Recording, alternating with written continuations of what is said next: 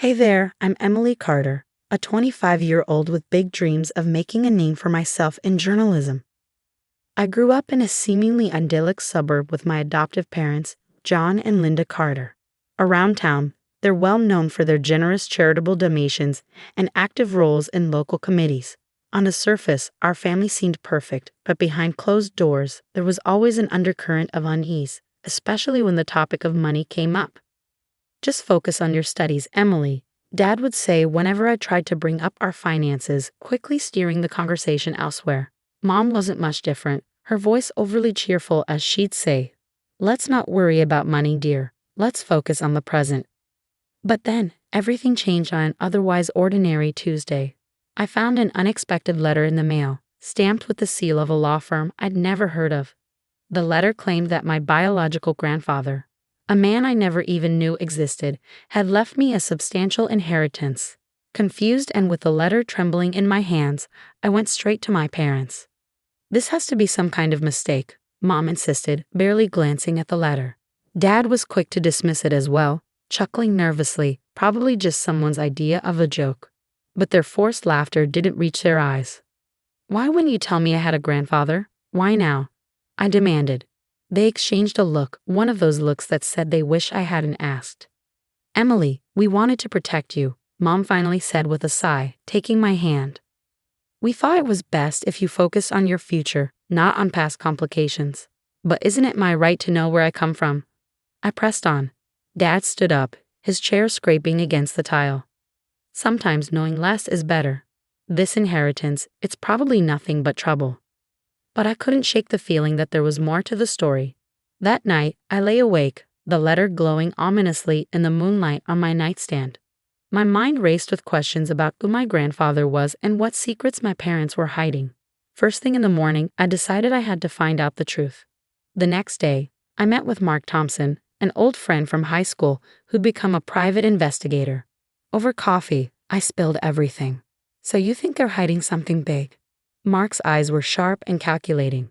"It's not just a feeling anymore," I admitted, stirring my coffee absent-mindedly. "There's a real inheritance, and they knew. We'll get to the bottom of this, Emily. If there's something to uncover, we'll find it," Mark assured me, his tone firm and confident.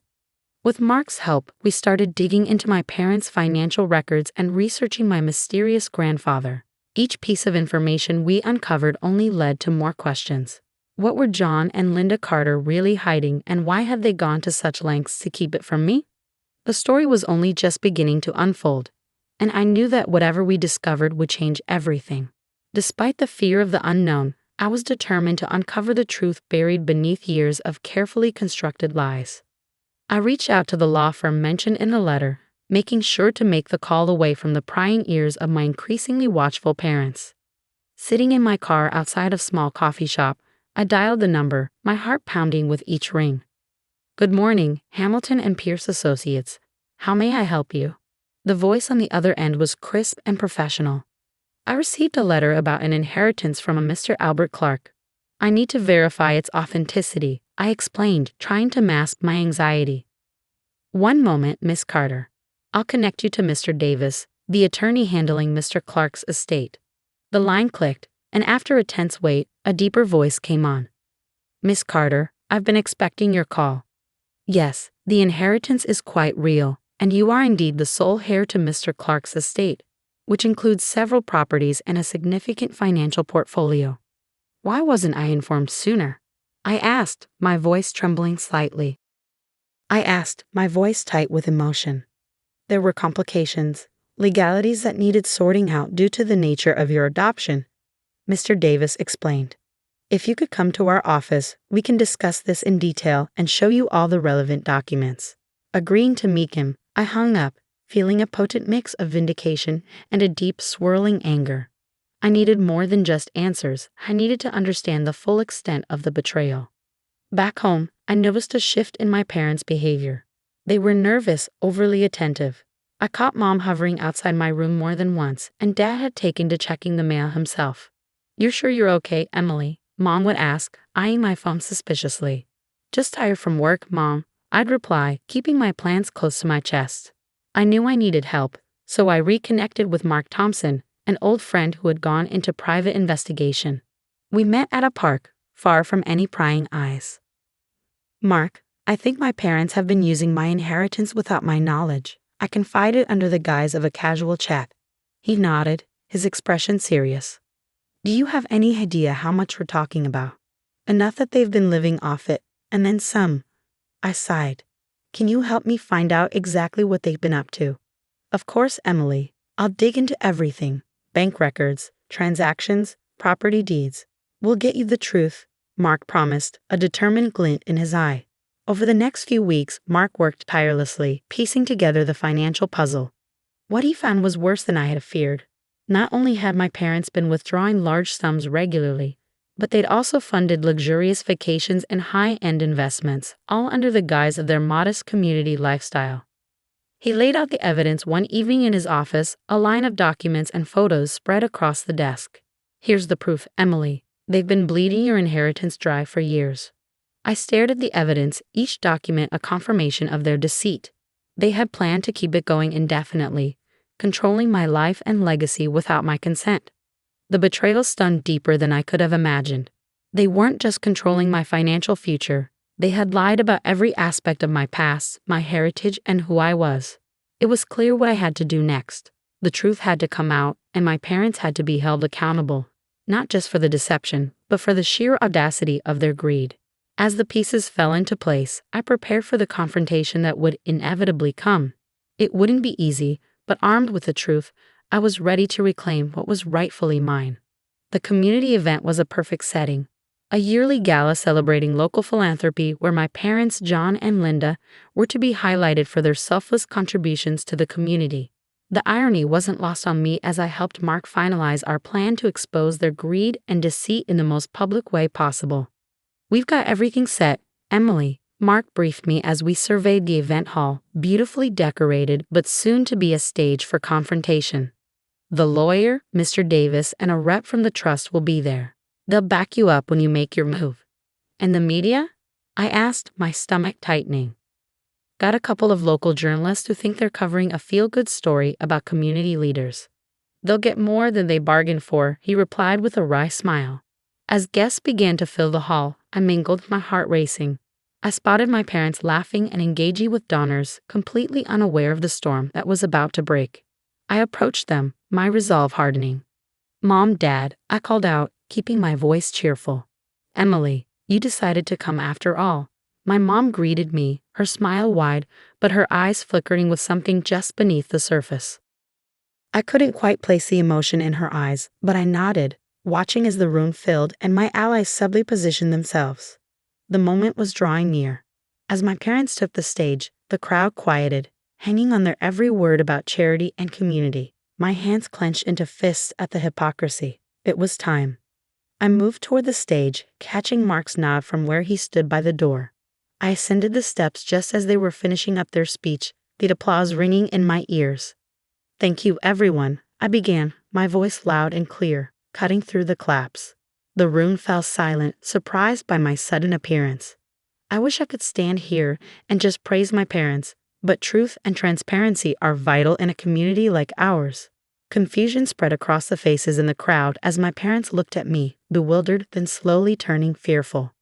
I recently discovered that my inheritance from my biological grandfather, which I knew nothing about until a few weeks ago, has been used by my adoptive parents for their personal gain, without my knowledge, without my consent.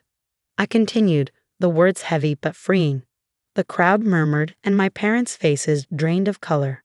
"This is nonsense." My dad finally burst out. "Emily, let's talk about this privately."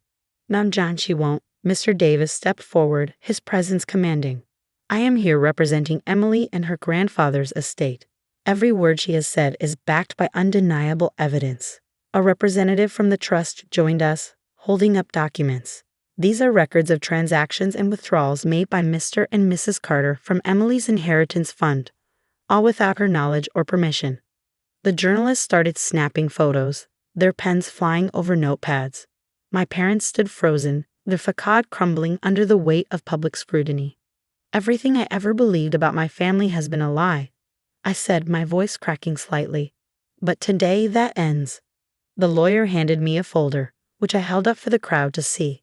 Here is the proof, not just of the funds taken, but of the trust betrayed. The crowd's shock turned into an audible uproar, my parents' reputation unraveling in real time. They tried to speak, to salvage their image, but the evidence was too damning, the betrayal too deep. As they were led away to deal with the immediate fallout, questions buzzed around them, but no answers could repair the damage they had done. I stood there, a mix of relief and sorrow washing over me. The truth was out, the mask was off, and my journey toward reclaiming my life had just begun. In the days following the gala, the story of John and Linda Carter's deceit made headlines across local and even national news outlets. The community that once held them in high regard now watched as they faced investigations for fraud and embezzlement.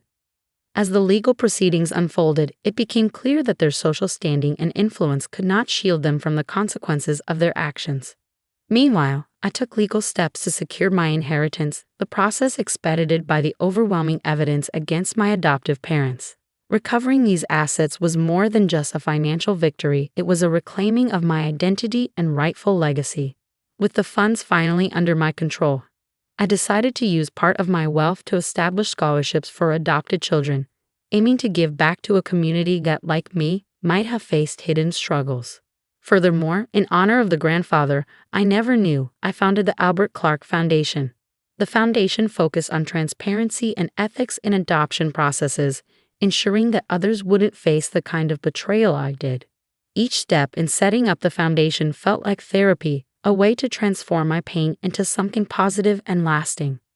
Despite numerous attempts by John and Linda to reach out, seeking forgiveness and a chance to explain their side of the story, I refused any reconciliation. Their actions had spoken louder than any words could, and my path forward did not include them. Forgiveness was a bridge too far, a closure I was not ready to offer. As I carved a new path for myself, my passion for journalism reignited with fierce intensity. I poured my experiences and the lessons learned into writing an investigative piece titled Inheritance of Deceit, a personal journey through betrayal and justice. The article detailed not only my story but also explored broader issues of trust and corruption in familial relationships. Upon publication, my article received widespread acclaim, resonating with readers who admired not only the personal narrative but also the call for transparency and ethical responsibility. The public support was overwhelming, and I felt a deep sense of accomplishment and resolution. My story had not only made a difference in my life, but also sparked conversations about deeper societal issues. Standing in my new office overlooking the city, I realized how far I'd come. The view was not just of buildings and streets, but of a future I had reclaimed. The skyline was bright, the possibilities endless, and for the first time in a long time, I felt truly free. My journey had been fraught with pain and betrayal, but it had led me to a place of strength and purpose. And so my message to anyone listening is simple. Seek the truth, fight for justice, and let your story be heard. Should individuals always seek justice at the expense of family bonds, even when those bonds are deeply flawed? Only you can answer that question for yourself. But in my experience, justice was the only path to reclaiming my life and finding my true purpose.